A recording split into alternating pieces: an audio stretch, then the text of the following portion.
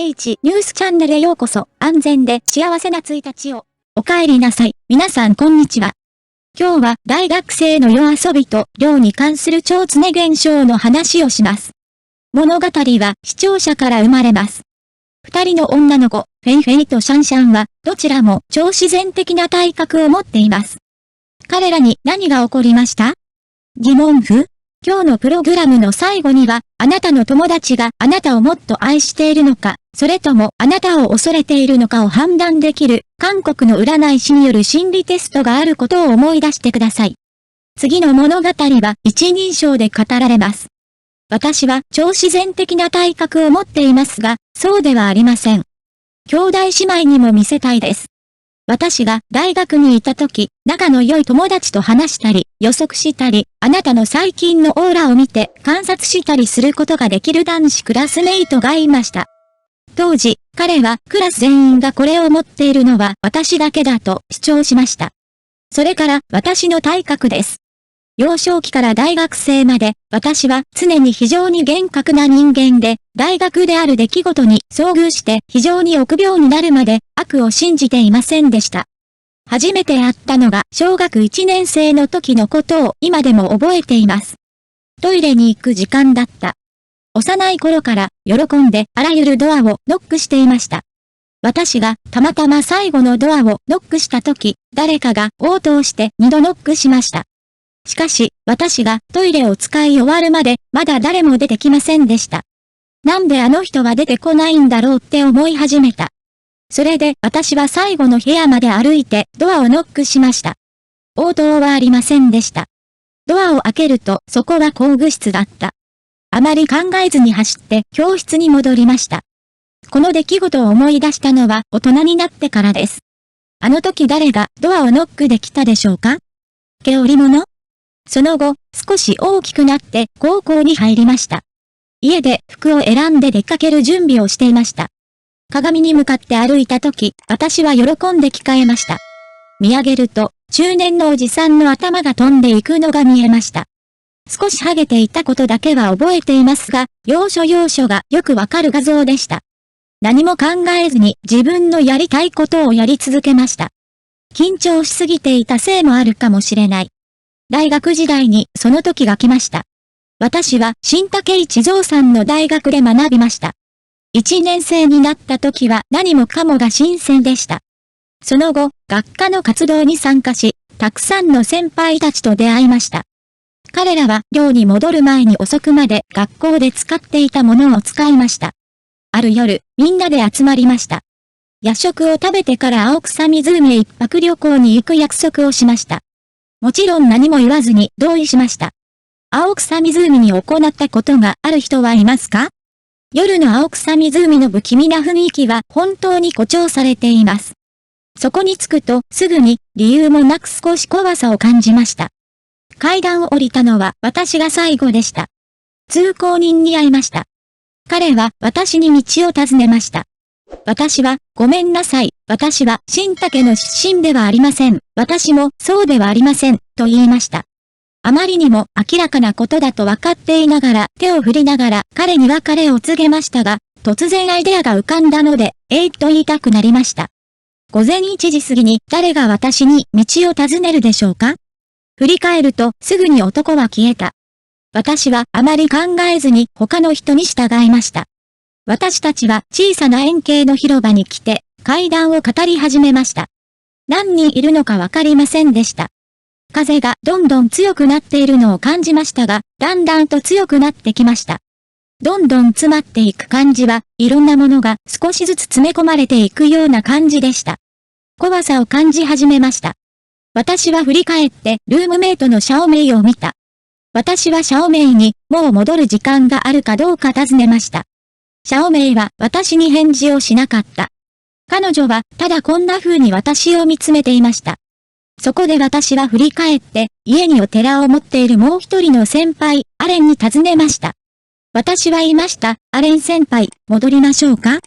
ハス先輩は私を見て何も言わずに立ち上がってみんなに行きましょう。と言いました。今すぐ戻ってください。その後、車に乗った後、なぜ頭が真っ白になり、とてもめまいがしたのかわかりませんでした。私はいつも心の中にとても不安な気持ちを抱えていました。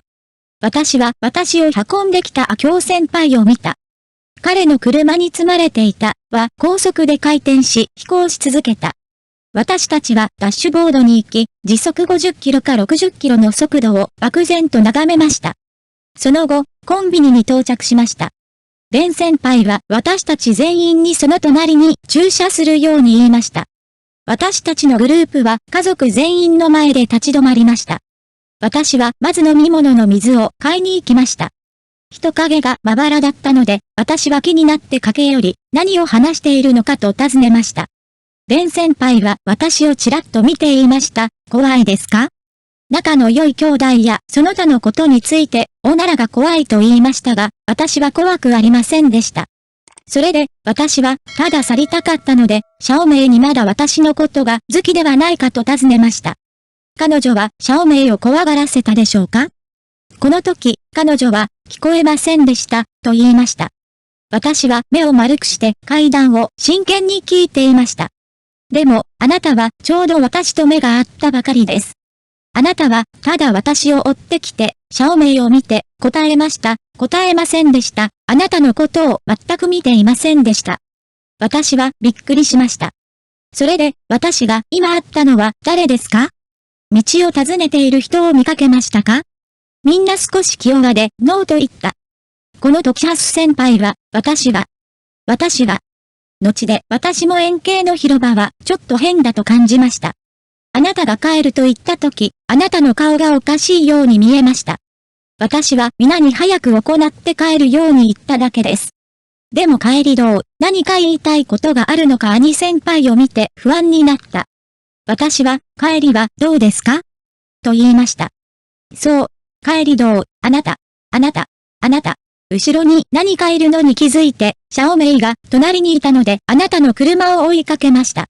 シャオメイに後ろを見るように言ってください。シャオメイは、あなたの後ろに白い霧が見えたと言いました。この時、アレン先輩は振り返って、アキアン先輩に尋ねました。今、自転車に乗っている時に奇妙に感じましたか？アキョウ先輩は、おかしいと思います。私のアクセルペダルはまだ60を超えていません。私は125のバイクに乗っています。アレン先輩は、もちろん、あなたたち3人が投稿したと言いました。男性があなたの上に横たわっているのが見えました。彼の顔は向いていました、と言いました。あなたのもので、彼はそれをずっと見ていました。この瞬間あなたが笑っているのを見て私は即座にフロア中に鳥肌が立ちました。私は必死で尋ねました。それで、どうすればいいですか？何をするべきだろう？11時を過ぎると寮の入り口が閉まってしまうので出入りできないので、友達ののび太を呼びました。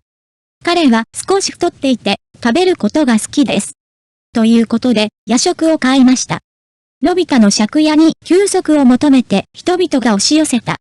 夜が明けて私たちは市場に行きました。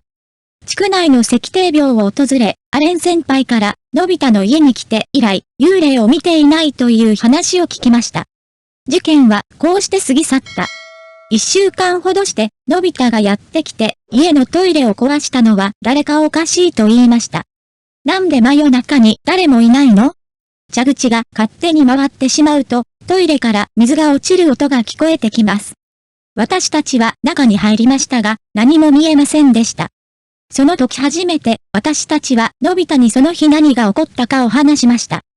彼の表情は一変して、君たちは私に塩味のクリスピーチキンを2つ食べてもらう義務があるよ、と言いました。聞くのにそれほど時間はかかりませんでした。のび太も引っ越したという。この後、私の超能力が爆発しました。何かが近づくと鳥肌が立ちました。私もとても臆病になり始めました。今でも新竹に行って夜に青草湖の横を通ると、まだ少し不気味な気分になります。私がルームメイトと間違えた人も、最初に背中に乗って道を尋ねていた人も、同じアーピオさんだと思われたに違いありませんが、そうではありません。夜のツアーの冒険は毎回、私の印象や感じ方が違うからです。想像を絶するものもあります。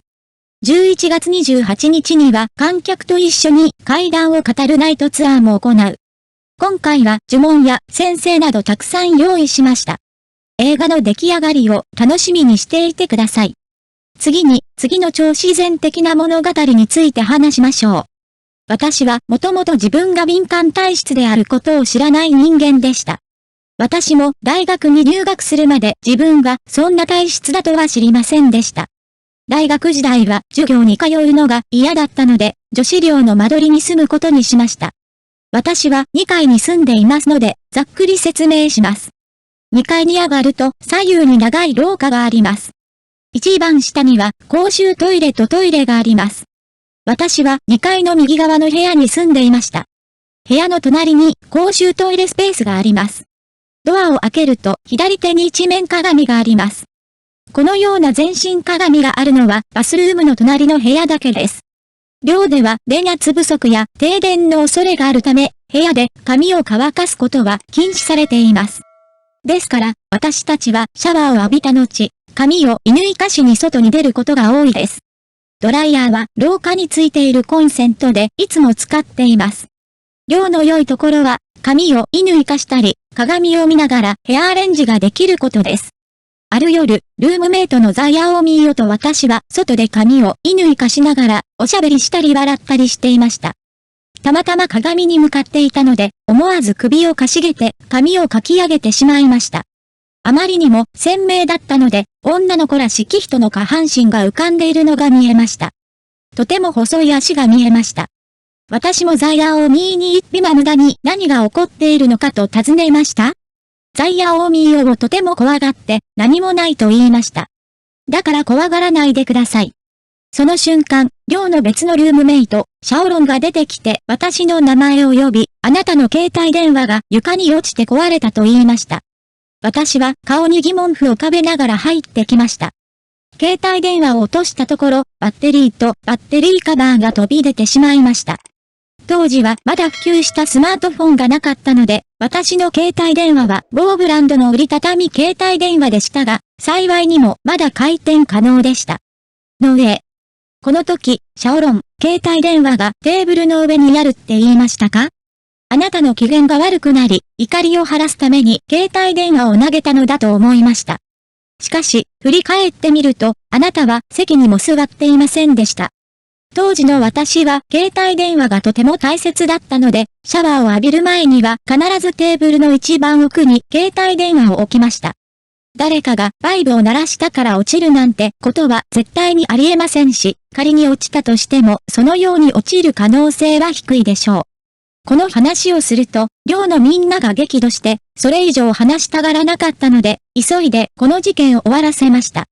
それ以来、寮に一人でいると変な音が聞こえるようになりました。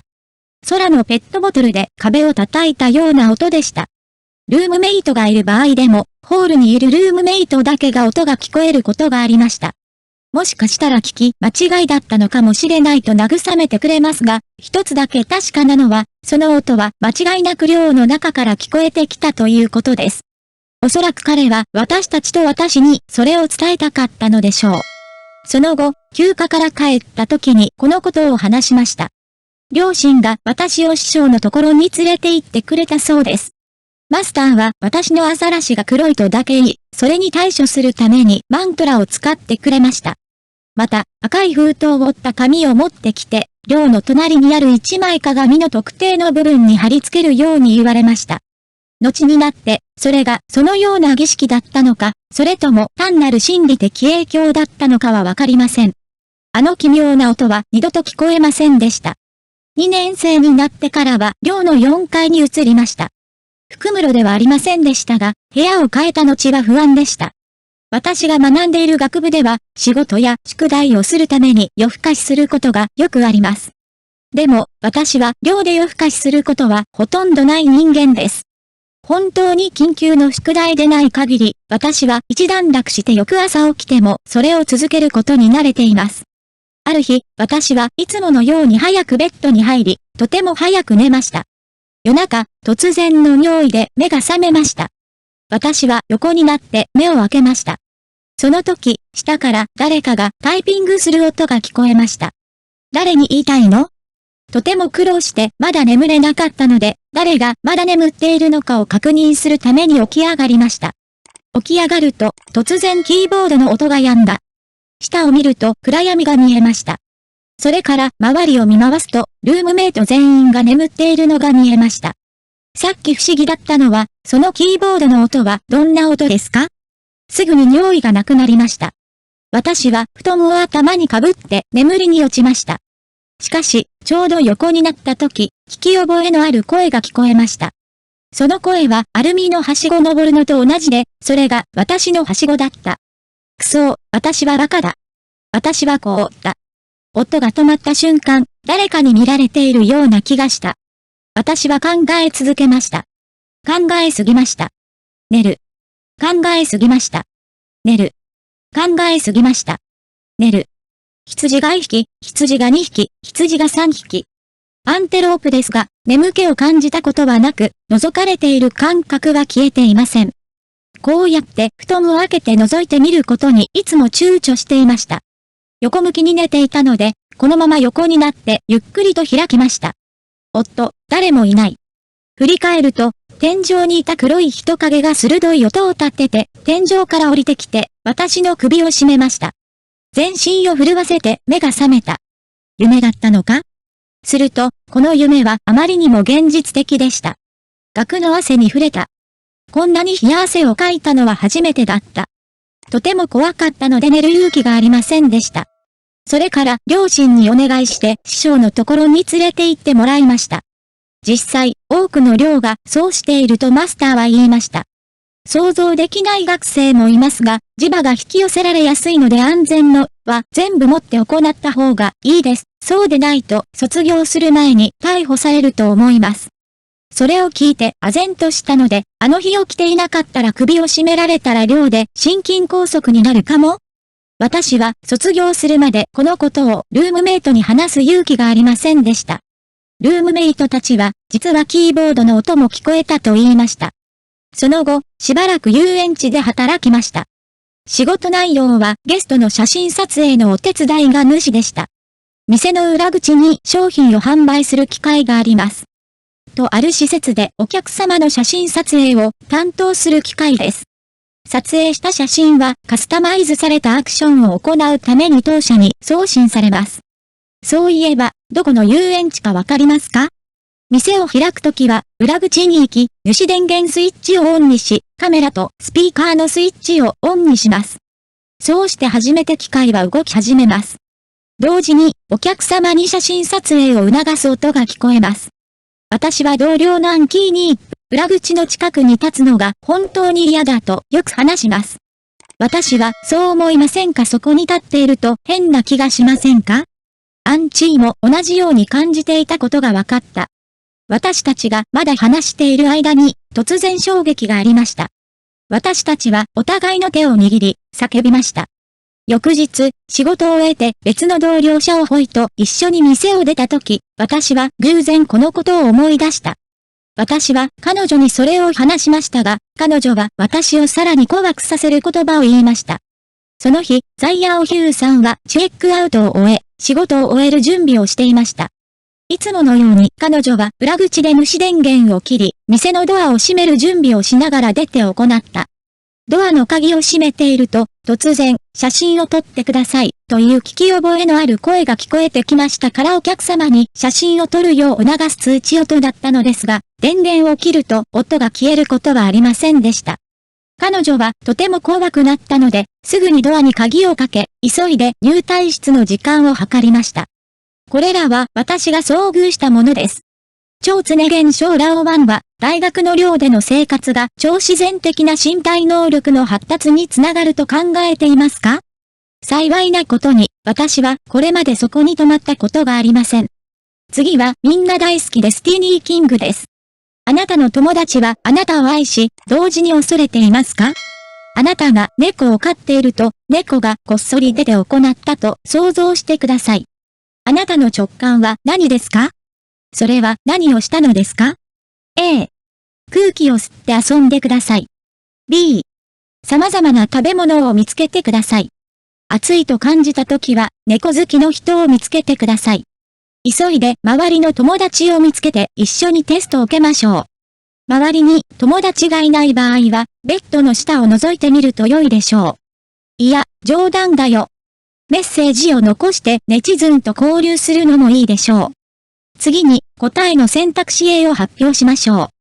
遊んだり楽しんだりする時間を持っている人は、親切で寛大です。あなたは、友達に対して誠実なので、友達からも愛されます。このタイプを選ぶ人は、根が誠実で、友達のために何事にも気を配ります。すべては愛のために戦うことですが、友達は慎重に選ばなければなりません。時々、あなたが与えすぎて、他の人がそれを感じないこともあります。したがって、友達とコミュニケーションを取るときは、やはりバランスを取る必要があります。B を選択します。様々な食べ物を食べる人を見つけます。友達はあなたの名前を聞くだけです。こういうタイプの人を選ぶのが怖い。あなたは心の奥底に自分なりの原則を持っています。気に入ったら気に入ってもらえるでしょう。そうしないと気に入らないでしょう。そして物事をコントロールできると感じたら常に最後まで戦います。多くの場合、あなたの決定は非常に適切で最も正確ですが、友人同士が仲良くする場合、これが最良の選択です。猫好きな人。あなたが率直な性格であれば、親しい友人だけがあなたを好きになるでしょう。他の人はあなたを恐れるでしょう。このタイプの人を選ぶと、とても素直で攻撃的で、決して他人に容赦をしないでしょう。自分らしくあるのは良いことですが、それでも、時々は他人の視点に立たなければなりません。考えてみてください。今日の話は好きですか？占いは当たるのでしょうか？気に入るかどうかに関係なく、メッセージを残して、良いことも悪いこともフィードバックしてください。メッセージを残していただければ幸いです。すべてのメッセージを読み、微調整を続けます。今後もより良い作品をお届けできれば幸いです。